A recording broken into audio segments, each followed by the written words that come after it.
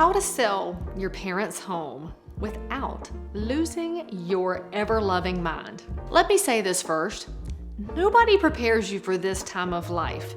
You think you're dealing with a house. You think you've raised your kids and your parents are your parents, but what you actually deal with is managing those parents, their safety, their stuff, and a whole lot of emotion nobody really knows what to do with. If you stay with me for a minute, I'll show you how to handle this so the house gets sold, your stress, your parents' stress, everybody's stress is reduced, and your parents don't feel like anybody rushed them. Here's step one.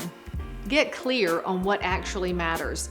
This process has less to do with money than it does with your parents' safety and stability. People in this stage are absolutely allergic to pressure, but the reality is they're under a time gun of health, money, and everything else. Ultimately, they want their emotions honored, even if they don't know what to do with them. So my first advice is this. Absolutely do not start the process worrying about price. Don't even start it with timing. Start with this one question. What needs to happen for your parents to be okay and taken care of day by day? Is it a house with zero entry and no steps?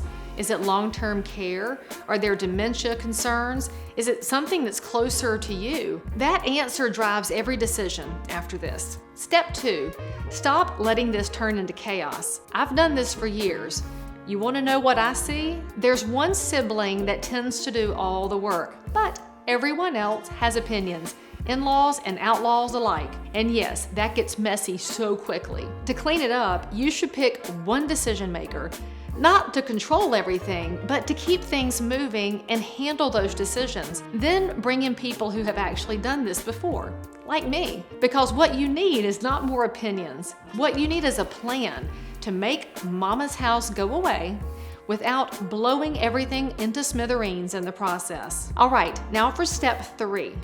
Handle all the stuff early. Half the time, the house is not your issue.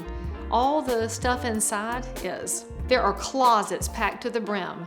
There's furniture that you thought the kids would want, they don't. There's paper, there's things nobody has touched in years, and this is where people get stuck. Not because you're lazy and not because you don't want to, but because everything has emotion tied to it. You pick something up and you think about it. This is what kids tell me all the time. The stuff is harder than selling the house because now you're sorting through their lifetime. And it's not just stuff, it's memories. If you wait to the end, this can slow everything down fast. So yes, go room by room. Keep, donate, toss. That's the basic version. But here's what most people don't realize. There's an even better way to handle this. You don't have to do yard sales.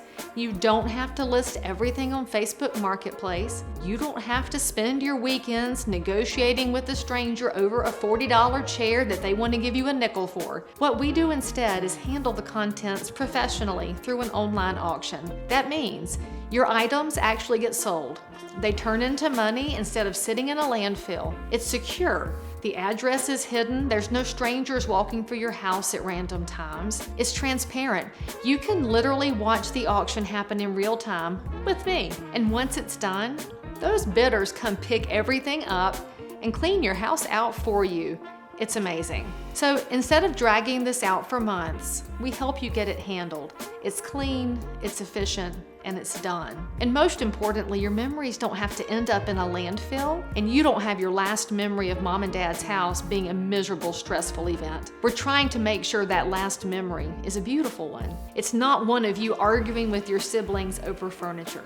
It's not you exhausted from clearing things out piece by piece. And in some cases, I can auction the house itself too. That creates urgency, gives you a timeline you can count on, and frankly lets the market compete in real time. So instead of guessing on price or waiting around, you can get movement, a clean transition, and that's the goal. Step four, understand what you can't control. Friend, you need to understand that dealing with real estate means already you don't have control. Buyers are going to move when they move. Their timelines will shift. But if you go into the process with the expectation that it's a bit fluid, as frustrating as it is, you won't feel like you're constantly getting thrown off. And I get it, this is not just logistics.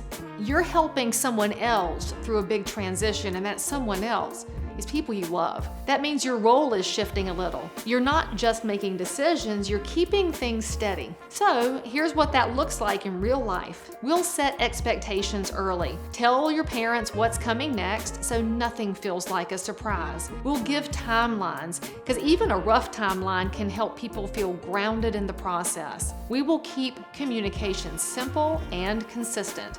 It's not something that you over-explain, but we have to make sure we're not disappearing either. Now, if something changes, we have to address it quickly instead of letting it sit and fester. And when decisions need to be made, we'll guide them forward instead of leaving everything wide open all the time. Because, too many options can be what gets people stuck. Your job is not to control everything. And we'll tell your parents that too, is to have you work as a team to keep things moving without allowing everything to feel chaotic. Bottom line, if you focus on safety, assign one decision maker, handle the stuff early, and stop guessing, the whole process becomes manageable. It'll still be hard, but I promise this can make it more bearable for everyone. And this is where experience really does matter.